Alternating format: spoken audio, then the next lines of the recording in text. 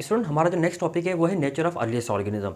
यानी दुनिया में जो सबसे अर्लीस्ट, सबसे पहला जो ऑर्गेनिज्म था वो किस नेचर का था, मतलब वो कैसा था, वो ऑटोट्रॉफ था, हेटरोट्रॉफ था, यूकेरियोट था, प्रोकैरियोट था, मल्टीसेलुलर था, यूनिसेलुलर था, वो क्या था, वो किस किस्म का ऑर्गेनिज्म था। स्टूडेंट, कहा जाता है कि लाइफ का जो यानी इमर्ज हुई थी, लाइफ ज़िंदगी का जो आगाज़ हुआ था वो पानी से हुआ था। यानी जितने भी एनिमल्स हैं, जितने भी प्लांट्स हैं, अगर आप उनके ट्रेसेस तलाश करें, आप अगर पीछे जाएं और उनका पूरा फाइलेटिक लीनिएज चेक करें, तो सबके जितने भी ऑर्गेनिज्म हैं, सबके जो एंसेस्टर्स हैं वो इक्वेटिक एनिमल्स होंगे। यानी प्लांट्स के भी इक्वेटिक प्लांट्स ही होंगे और एनिमल के भी इक्वेटिक एनिमल्स होंगे। तो मतलब इस मामले में बायोलॉजिस्ट जो हैं वो किसी भी किस्म के कंट्रोवर्सी का शिकार नहीं है कि लाइफ जो थी ना, वाटर के अलावा कहीं और पे वजूद में आई थी। उसकी एक वजह है कि पहले इस दुनिया में सिर्फ पानी ही था।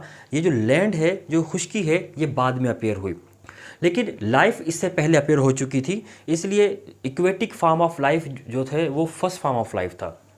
अच्छा, अर्लीस्ट जो दुनिया का जो ऑर्गेनिज्म है, इसके बारे में कहा जाता है कि ये हाइड्रोथर्मल वेंट, मतलब कि अगर वाकई ही एवोल्यूशन का प्रोसेस हुआ है तो साइंटिस्ट के पास वो कौन से प्रूफ हैं, वो कौन सी बातें हैं जिसको वो अपने इस कॉन्सेप्ट को सही साबित करने के लिए पेश करते हैं। वो कहते हैं कि लाइफ जब इमर्ज हुई तो उस वक्त एक सिंपलेस्ट टाइप के ऑर्गेनिज्म की फॉर्म में इमर्ज हुई। सबसे पहले एक मॉलिक्यूल बना और वो मॉलिक्यूल न्यूक्लिक एसिड का था, और न्यूक्लिक एसिड में भी मोस्ट प्रोबेबली जो मॉलिक्यूल बना था वो आरएनए का मॉलिक्यूल था। अब इस मॉलिक्यूल ये कैसे बना? अब इन मॉलिक्यूल्स के बारे में कहा जाता है कि सिंपल इनऑर्गेनिक मॉलिक्यूल्स को एनर्जी मिली और उन्होंने आपस में रिएक्ट करके ऑर्गेनिक मॉलिक्यूल बनाना शुरू कर दिए। ये जो एनर्जी है जो कि ऑर्गेनिक मॉलिक्यूल या ज़िंदगी के ओरिजिन की इब्तिदा के लिए अहम साबित हुई, ये एनर्जी हाइड्रोथर्मल वेंट से इनको मिली।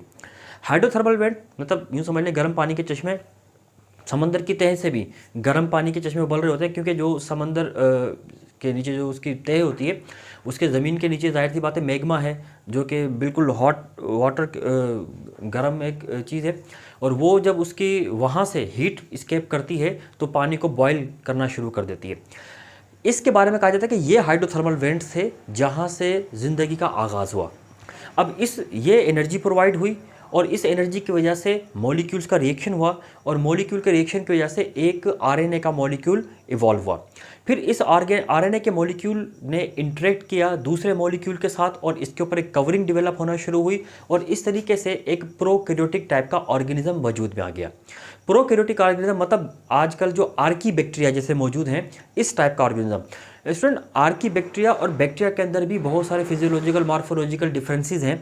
तो आर्की बैक्टीरिया ये बैक्टीरिया से भी ज़्यादा सिंपल टाइप के होते हैं, और आर्की बैक्टीरिया के बारे में ये एग्जांपल इस वजह से दी जाती है कि उस वक्त ज़मीन का टेम्परेचर एक वक्त था कि इतना ज़्यादा गर्म था कि वाटर भी लिक्विड फॉर्म में नहीं रह पा रहा था, मतलब वो भी वेपराइज हो रहा था। तो ये जैसे जैसे टेम्परेचर कम होना शुरू हुआ, कंडेंसेशन का प्रोसेस हुआ, जिससे वाटर के वेपर्स कंबाइन होकर बारिशों की शक्ल में बरसना शुरू हुए, जिसके बाद ये समंदर वजूद में आना शुरू हुए। अब इतने ज़्यादा शदीद गर्म टेम्परेचर में सिर्फ आर्की बैक्टीरिया ही है जो कि 120 डिग्री सेंटीग्रेड के टेम्परेचर को टॉलरेट कर सकता है और वो सर्वाइव कर सकता है। तो मोस्ट प्रोबेबली जो दुनिया का पहला ऑर्गेनिज्म था वो आर्की बैक्टीरिया टाइप का ही ऑर्गेनिज्म था, और ये आज भी आर्की बैक्टीरिया से मौजूद हैं जो 100 डिग्री सेंटीग्रेड से ज़्यादा का टेम्परेचर जो है ना वो टॉलरेट कर सकते हैं। अच्छा स्टूडेंट, फिर वक्त गुजरता गया, अब ये दुनिया का पहला ऑर्गेनिज्म जो कि प्रोकैरियोट था ये वजूद में आया, जो कि बड़ा हाई टेम्परेचर को टॉलरेट कर सकता था, मतलब ये थर्मोफिलिक टाइप का एक ऑर्गेनिज्म था। फिर क्या हुआ कि ये जो ऑर्गेनिज्म था इनका मेटाबॉलिज्म कैसे होता होगा, मतलब सर्वाइव करने के लिए मेटाबॉलिज्म तो ज़रूरी है ना। इनका मेटाबॉलिज्म के बारे में कहा जाता है कि ये कैटाबॉलिक नेचर का ऑर्गेनिज्म था। कैटाबॉलिज्म का मतलब क्या होता है, जैसा कि हम मुख्तलिफ़ किस्म के अपने लेक्चर में डिस्कस भी कर चुके हैं कि कैटाबॉलिज्म क्या होता है। इसके मुतालिक एक हमारी वीडियो भी है जिसका लिंक आपको डिस्क्रिप्शन बॉक्स में मिल जाएगा, जिसमें कैटाबॉलिज्म और एनाबॉलिज्म के बारे में मुख्तलिफ जो है ना वो तरीके से एग्जाम्पल देकर उसकी डिटेल बताई गई है। इसका लिंक आपको डिस्क्रिप्शन बॉक्स में मिल जाएगा।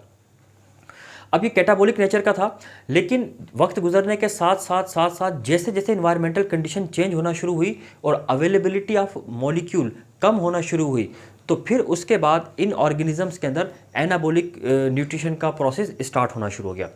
अब जो ये पहले कैटाबॉलिक न्यूट्रिशन हुई, फिर एनाबॉलिक न्यूट्रिशन, ये है नेचर ऑफ ऑर्गेनिज्म। यानी पहले वो प्रोकैरियोट था, उस प्रोकैरियोट के अंदर भी न्यूट्रिशन कैटाबॉलिक नेचर की होती थी, फिर बाद में चेंज होकर एनाबॉलिक नेचर की इसमें न्यूट्रिशन का प्रोसेस स्टार्ट हुआ था।